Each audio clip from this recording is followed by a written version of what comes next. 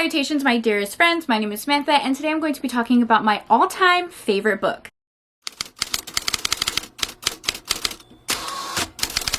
I'm talking about my favorite book I've ever read. Hello, how are you? Welcome back to my channel. Welcome back. I'm so excited to be filming this video. It's kind of rare that I ever give one book a dedicated video. Like, I'll do reading vlogs, I'll do trope videos, I'll talk about like my favorites in a genre, but no, this book needs its own video because one, I love it so much and I want to shout it from the rooftops, but also I feel like it's a little underrated and I just need more people to read it. So we're making this video talking about my favorite book of all time. I'm not talking about my favorite book this year or my favorite book of a specific genre or trope. I'm talking about my favorite book ever. Okay, that's annoying stuff. I feel like as book lovers, we have that dreaded question when people find out that we're readers. They're like, oh, what's your favorite book? And you're just sitting there like, what? That's impossible to pick. It's nearly impossible to pick just one book, right?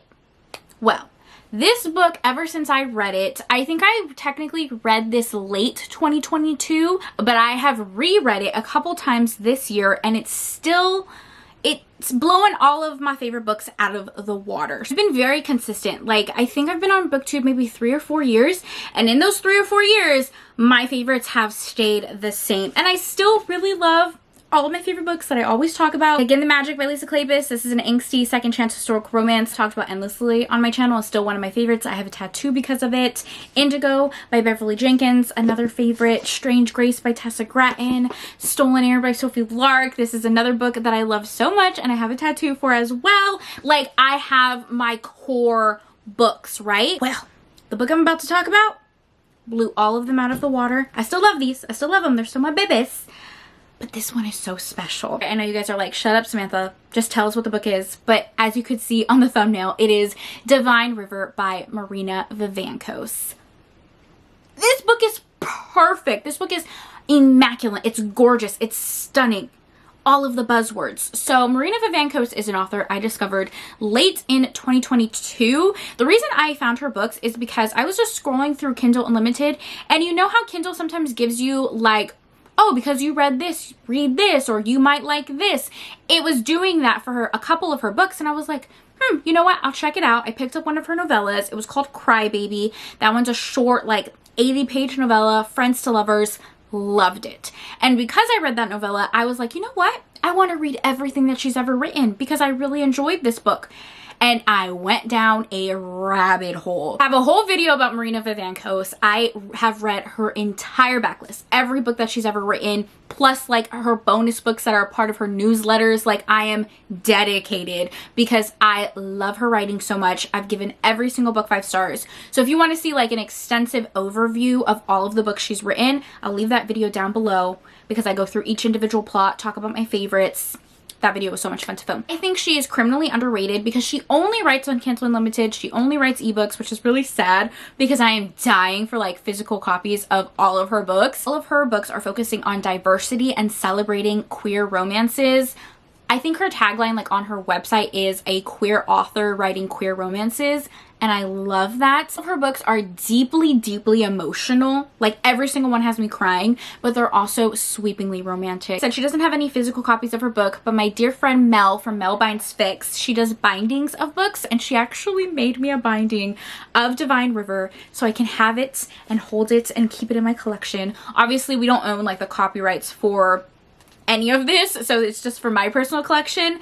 But I cherish it. I cherish it. Let me go ahead and just explain the plot of this book. Sorry that this video is so long. I love this book so much. Anyways, this is a male-male friends to lovers romance. It really follows our main character's Mike's personal journey. So Mike grows up in a small town and comes from a family that is not that accepting. At a very young age, he kind of always knew that he was gay, but he never really had the chance to explore that because, again, his family was not very accepting.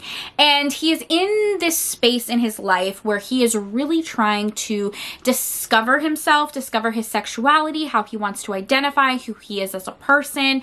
And as he is going through that journey, he gets a new neighbor.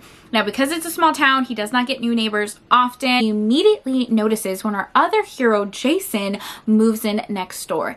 Now, Jason is literally sunshine personified. He is this outgoing, positive, just electric character to read about, and he instantly befriends Mike, and it follows their friends to lovers romance.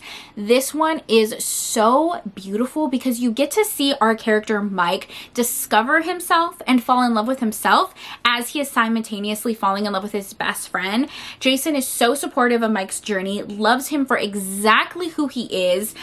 This book has so many like moving parts to it. It is talking about like the fluidness of sexuality, also talking about like prioritizing your mental health. It is so deeply emotional just reading about Mike's journey, and you end up like finishing this book sobbing but also smiling because you're just so happy. Such a healing book almost. Like, I love it. I think it's so special. I don't know any other author that is writing like this, where it's that perfect blend of deeply emotional but also sweepingly romantic and happy, and the writing is just stunning and lyrical, and I could talk about this book for hours. I could write sonnets on this book and Marina Vivancos' writing. This is my favorite, but every single book that I've read by her, 5 stars.